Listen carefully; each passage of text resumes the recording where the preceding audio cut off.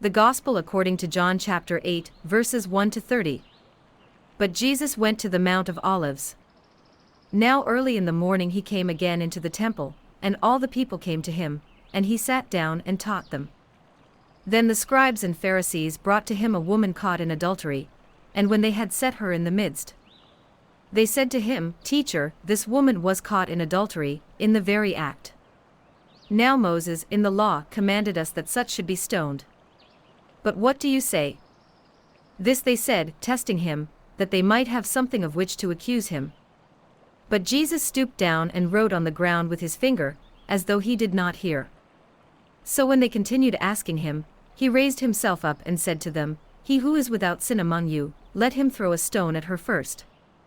And again he stooped down and wrote on the ground. Then those who heard it, being convicted by their conscience, went out one by one, beginning with the oldest even to the last. And Jesus was left alone, and the woman standing in the midst.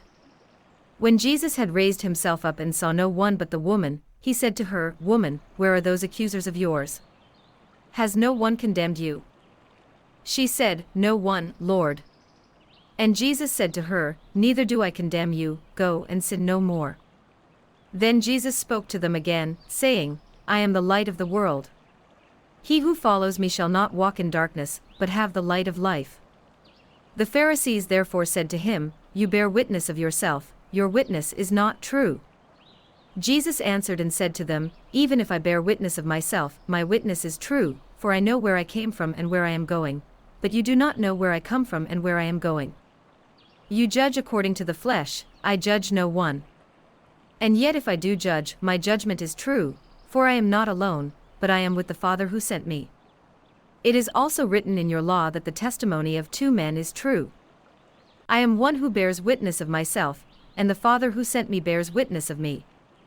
Then they said to him, Where is your Father? Jesus answered, You know neither me nor my Father. If you had known me, you would have known my Father also.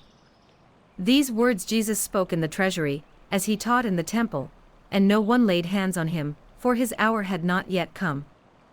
Then Jesus said to them again, I am going away, and you will seek me, and will die in your sin. Where I go you cannot come.